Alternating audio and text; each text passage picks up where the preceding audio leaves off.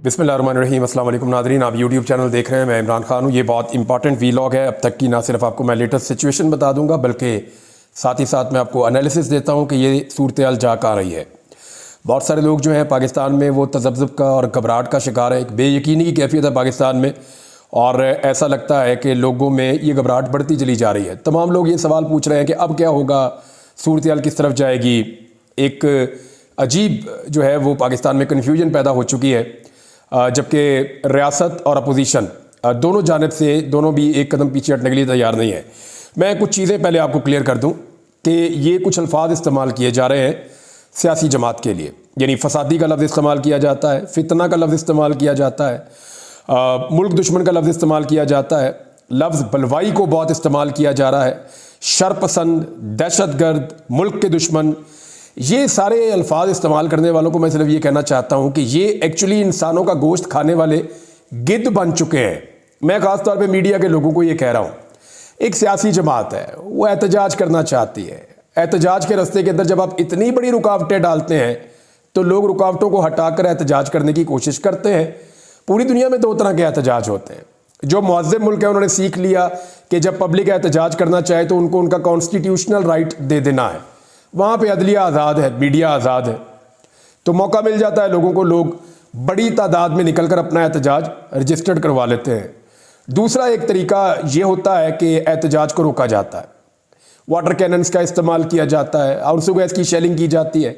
हमारे यहाँ तो कंटेनर्स खड़े कर दिए जाते हैं, दीवारें बनाई जाती हैं, खंदकें खोदी जाती हैं। जब आप इस लेवल का तशद्दुद और टॉर्चर करते हैं तो उसका रिएक्शन भी आता है। सारे लोग एक जैसे नहीं होते। जब हज़ारों लाखों लोग निकले होंगे तो उनमें कुछ लोग जो है वो रिटेलिएट भी कर जाते हैं, और ये बात रियासत ने समझनी होती है। एहतजाज करने वालों के अपने मकासद होते हैं। वो जब एहतजाज करने निकलते हैं तो वो अपने मकसद के हुसूल के लिए, अपने नज़रिए के लिए निकलते हैं। और नॉर्मली लोग पाकिस्तान में जो एहतजाज करते हैं, जो पाकिस्तान की हिस्ट्री रही है, वो लोग होते थे जो खाने पीने के लिए या चंद पैसों के लिए एहतजाज में शामिल हो जाते थे। लेकिन अभी सूरत हाल मुख्तलिफ है, लोग नज़रिए के लिए निकल रहे हैं। तो रियासत को मुख्तलिफ लोग मिले हैं और रियासत इनको नॉर्मल लोगों की तरह डील करने की कोशिश कर रही थी, लेकिन लोगों ने बहुत मार खाई है। पाकिस्तान तहरीक इंसाफ की ये बहुत बड़ी कामयाबी है कि उन्होंने अपने कारकुनों को पुरअमन रखा।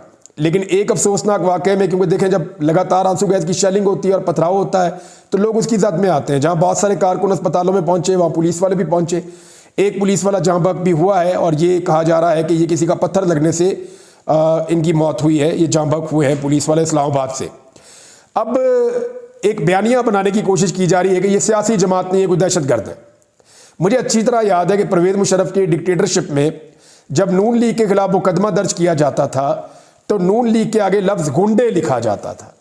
आप निकालें, नून लीग वालों के पास आज पंजाब में हुकूमत है, वो उस दौर के सारे सियासी मुकदमात निकालें तो जैसे आज ये कर रहे हैं ना, बलवाई, फितने, शरपसंद, मुल्क दुश्मन अनासिर, ये सारा कुछ आज ये लिख रहे हैं। तो नून लीग के साथ एक लफ्ज़ लाजिम हो गया था और कहा जाता था कि नून लीग के गुंडे। तो ये चीज़ उन्होंने बर्दाश्त की हुई है, पाकिस्तान पीपल्स पार्टी ने भी माजी में की हुई है, लेकिन इसकी इंटेंसिटी इतनी ज़्यादा नहीं थी जितनी अब पाकिस्तान तहरीक इंसाफ के खिलाफ है। ये कल को इन्हें दोबारा बर्दाश्त करना भी पड़ेगा। यही चीज़ें एक मरतबा फिर इन सियासी जमातों के सामने आएंगी, लेकिन जब इनके सामने आएंगी तो फिर देखेंगे ये कैसे रिस्पॉन्ड करते हैं। लेकिन मीडिया को मेरा ये कहना है कि सारा मीडिया जानता है कि तहरीक इंसाफ एक ऐसी पॉलिटिकल पार्टी है जिसको पाकिस्तान में सबसे बड़ा मैंडेट मिला है, जिसको पाकिस्तानियों ने सबसे ज़्यादा सीटें दी हैं, जिसको पाकिस्तानियों ने सबसे ज़्यादा वोट दिए हैं। वोट ज़ाया कर करके, वोटों को नुकसान पहुँचा कर जाली फॉर्म 47 पे हुकूमत बनाई गई है। लेकिन इसके बावजूद ये लोग जब एक पॉलिटिकल पार्टी को और उसके कारकुन को इस तरीके से मुखातिब करते हैं तो इसका मतलब क्या है? इसका मतलब यह है कि ये गिद्ध बन चुके हैं और सियासी मुखालफत में बहुत आगे निकल गए हैं। उसकी एक रीज़न भी है ना। देखिए, जिन पॉलिटिकल पार्टीज़ को ये लोग पसंद करते हैं या जिन पॉलिटिकल लीडर्स को ये लोग पसंद करते हैं, यानी मैं आपको सिंपली ये कहूँ कि आज की तारीख में पाकिस्तान में जो पॉलिटिकल लीडर्स हैं उनमें मुझे इमरान खान बेहतर है। वो मुझे इसलिए लगता है, वो अपने नज़रिए की वजह से मुझे इसलिए लगता है कि उसने कम से कम कंप्रोमाइज़ नहीं किया, उसने कम से कम डील नहीं की, वो अस्पताल में जाके बीमार नहीं पड़ गया। तो मुझे लगा कि इमरान खान बाकी सबसे बेहतर है। तो ये मेरी चॉइस है ना। अब इमरान खान के साथ अच्छा होता है, बुरा होता है, ये उनकी पॉलिटिक्स है, लेकिन ये मेरी चॉइस है। अब दूसरी जानिब मैं ये देख रहा हूं कि कुछ लोग जिनको नवाज शरीफ पसंद है या आसिफ अली जरदारी पसंद है या कोई और लीडर पसंद है। वो लोग लगातार इमरान खान साहब को और उनकी पार्टी को इस तरह के अल्फाज बोल के टारगेट कर रहे हैं, जो अल्फाज मैंने आपको पहले बताए। उसका रीज़न ये नहीं है कि अभी कोई प्रॉब्लम है, उसका रीज़न ये है कि उनके अंदर एक एहसास कमतरी पैदा हो चुकी है कि मेरा लीडर तो बहुत अच्छा है या मेरी चॉइस तो बहुत अच्छी है, तो पब्लिक उसके साथ खड़ी क्यों नहीं होती। अब वो पब्लिक का कुछ और तो कर नहीं सकते, तो पब्लिक को वो बलवाई कहते हैं, पब्लिक को वो शरपसंद कहते हैं, पब्लिक को वो मुल्क दुश्मन कहते हैं, पब्लिक को वो दहशतगर्द कहते हैं। हालांकि जितनी मार पाकिस्तान तहरीक इंसाफ ने खाई, मैं चैलेंज करता हूं इसका 10% भी नून लीग नहीं खा सकती। वो भाग जाएंगे, मैदान छोड़ के चले जाएंगे। मैंने इनके लोगों को, इनके लीडर्स को मैंने भागते हुए देखा है, एक दफा नहीं 10 दफा भागते हुए देखा है। ये ख्वाजा आसिफ जो अब डींगे मारते हैं, ये पूरे मुशर्रफ दौर में दिखाई नहीं देते थे, ये नजर ही नहीं आते होते थे किसी जगह पे, किसी एहतजाज में ये गायब थे, सारे मुल्क छोड़ छोड़ के भागे हुए थे एहसन इकबाल और ये सारे लोग। इन्होंने तो गुटी गुटी खेला है। यानी जनरल बाजवा के दौर में इनको हल्का फुल्का गिरफ्तार करके फुल प्रोटोकॉल दिए गए थे, उन प्रोटोकॉल्स के अंदर ये आते और जाते थे और इंजॉय करते थे। उस जेल में और इस जेल में फर्क है। इनके मुंह पे कभी काले कपड़े नहीं डाले गए, इनको कभी उल्टा लटका के नंगा नहीं किया गया, ना इनके ऊपर कभी करंट लगाया गया, ना इनको 3rd डिग्री का इनके ऊपर इस्तेमाल हुआ। वो पाकिस्तान तहरीक इंसाफ ने वो सारा कुछ बर्दाश्त किया है। इसके बावजूद देखें, किसी भी पॉलिटिकल पार्टी के वर्कर्स के साथ ये होगा तो वो रिटेलिएट करेंगे, लेकिन एक हद तक वो बर्दाश्त कर सकते हैं। मेरे ख्याल में तहरीक इंसाफ के कारकुनों ने बर्दाश्त की इंतहा की है। बदतरीन फस्तायत के बावजूद उन्होंने अपना टारगेट अचीव किया और वो डी चौक तक पहुंच गए। ये बहुत इंपॉर्टेंट है, डी चौक तक पहुंच जाना। वो पहुंच गए डी चौक तक, वहां पे आ गए, आके उन्होंने अपना एहतजाज रजिस्टर्ड भी कर दिया। अब इमरान खान साहब का फैसला है कि लोगों ने एहतजाज को आगे बढ़ाना है या इसको किस सिमत में जाना है, वो पार्टी लीड कर रहे हैं तो वो बता देंगे, उसके मुताबिक पार्टी मामलात को आगे ले जाएगी। तो ये चीज को तो आप यहां रोकें। अब अगर नवाज शरीफ के पीछे लोग नहीं निकलते, जरदारी के पीछे लोग इस तरह नहीं निकलते, बाकी लोगों के लिए नहीं निकलते, तो फिर आप गुस्सा पाकिस्तान तहरीक इंसाफ के कारकुनों पे तो ना निकालें ना, वो भी पाकिस्तानी है। अब आप उठा के कभी उन्हें कहते हैं पश्तून दहशतगर्द, कभी आप उन्हें कहते हैं कि ये फितने हैं, कभी आप उन्हें किसी नस्ल की वजह से, कभी किसी नस्ल की वजह से, कभी उनके ऊपर तासुब, कभी लिसानी तासुब, तो हर हथकंडा आप उनके खिलाफ इस्तेमाल करते हैं, कभी मजहब का हथकंडा आप उनके खिलाफ इस्तेमाल करते हैं। तो ये ना सिर्फ बदकिस्मती है बल्कि ये बुरी बात है, ऐसा नहीं होना चाहिए। कम से कम मीडिया को ये चाहिए कि एक पॉलिटिकल पार्टी को पॉलिटिकल पार्टी की तरह ही डील करे। जब मुशर्रफ दौर में नून लीगी गुंडे कहा जाता था तो मीडिया उनको नून लीगी गुंडे नहीं कहता था। मुशर्रफ के दौर में भी हमारी जो मीडिया थी पाकिस्तान की, उसका ये पहलू तो ठीक था। यानी मीडिया उस वक्त इस लेवल तक गिरा हुआ नहीं था जितना अब गिर गया है। यानी मुझे बहुत शिकवा हो सकता है किसी पॉलिटिकल पार्टी के कारकुनों से, मुझे बेशुमार गालियां देते हैं, बदतमीजी करते हैं, अजीब अजीब झूठ बोलते हैं, लेकिन इसके बावजूद कभी आपने मेरे मुंह से उनके लिए गंदी बातें नहीं सुनी होंगी। कभी मैंने उनको कोई इस तरह के खिताब देकर नहीं बुलाया होगा, फैक्ट्स के ऊपर बात की होगी, 10 दफा की होगी, लेकिन मैंने किसी को उल्टे नाम से नहीं बुलाया होगा। तो ये बाकी मीडिया को भी इस बात का एहसास करना चाहिए कि वो ऐसा ना करें। नाज़रीन, इस वक्त की जो सबसे बड़ी मुश्किल है और जो सबसे इंपॉर्टेंट चीज़ है उसकी तरफ आ जाते हैं, वो है आईनी तरमीम। अली अमीन गंडापुर की बाजियाबी कोई बड़ा मसला नहीं है, 1 2 3 4 5 6 7 8 10 दिन मैक्सिमम इतना टाइम ही रखा जा सकता है। तो अल्टीमेटली अगर गवर्नर राज लगा भी दिया तो थोड़े अरसे में अली अमीन गंडापुर सब बाहर आ ही जाएंगे। वो कोई इतना बड़ा मसला नहीं है। यानी ये है तो बहुत बुरा जो मिसालें कायम हो रही हैं। कल को मुझे पता है कि PMLN पीपल्स पार्टी अपने आप को इससे अलग कर लेंगे और पाकिस्तानी इदारों के गले ये वाली बदनामी हमेशा के लिए चपक जाएगी कि एक वज़ीर आला को 1 महीने में 2 मरतबा लापता कर दिया गया। देखें, जो पॉलिटिकल पार्टीज होती है ना, वो अपना बयानिया बना ही लेती हैं, आज नहीं तो कल बना लेती हैं। जो लोग भुट्टो के अंदर होने के ऊपर खुश हो रहे थे ना, बगले बजा रहे थे, इंजॉय कर रहे थे, वो सहाफ़ी बाद में भुट्टो की हमायत में लिखते और पढ़ते रहे और बोलते रहे। जो लोग शेख मुजीब के खिलाफ थे वो बाद में उनके हक में भी बोलते लिखते और पढ़ते रहे सानिया हो जाने के बाद। तो जो सियासी जमातें हैं या सहाफ़ी हैं, वो कहीं ना कहीं आकर अपना बयानिया बना लेते हैं, इदारे नहीं बना पाते। इदारों का ये काम नहीं होता ना। सियासी जमातें अपने आप को निकाल लेती हैं क्राइसिस में से, अपना बयानिया बना लेती हैं। कल को ये जमातें इस सारे सिचुएशन को, इन सारी चीज़ों को डिसोन कर देंगी और ये कहना शुरू हो जाएगी हमें अफसोस था, ये हम कुछ कर नहीं पा रहे थे। लेकिन इदारे इस दलदल में फंस जाएंगे और बहुत बुरी तरह फंस जाएंगे और उनका रिकॉर्ड ना सिर्फ ख़राब हो जाएगा बल्कि बहुत ज़्यादा ख़राब हो भी गया है। क्योंकि ये पाकिस्तानी मीडिया चाहे इसको रिपोर्ट ना करे, लेकिन इंटरनेशनल मीडिया इसको भरपूर कवरेज दे रहा है। कहाँ कहाँ पे दे रहा है?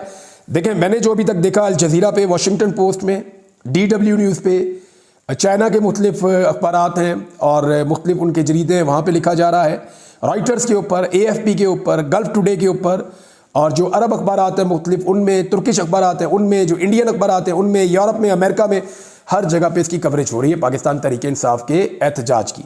तो आलमी मीडिया इसकी कवरेज कर रहा है, पाकिस्तानी मीडिया जो है वो मजबूर भी है और वो कवरेज नहीं कर रहा।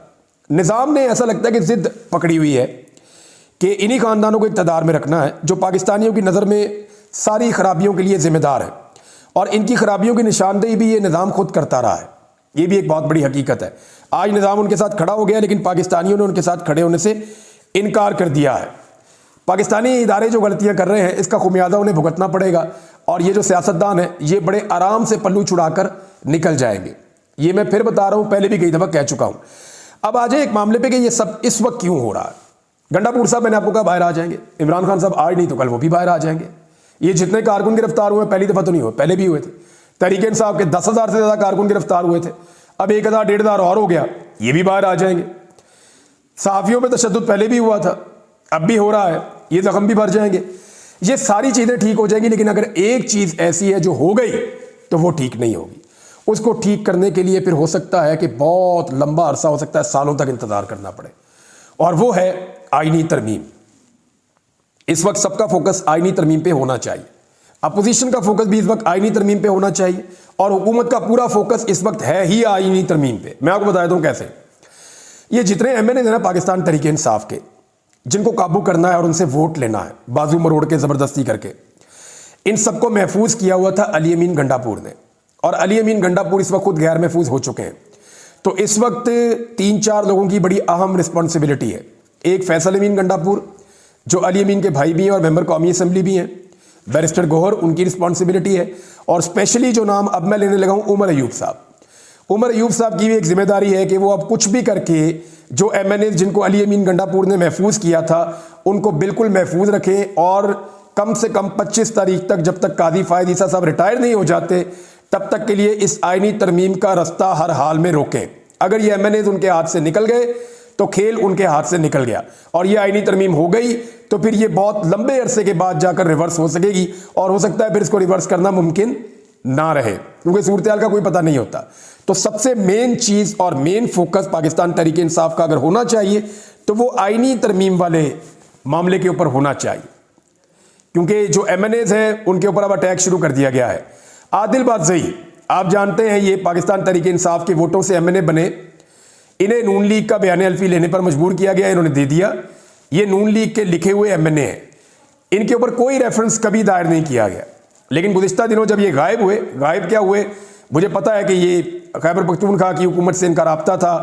इन्होंने कहा जी कि मैं PTI के खिलाफ कभी वोट नहीं डालना चाहता, और उन्होंने इनको सिक्योर कर लिया।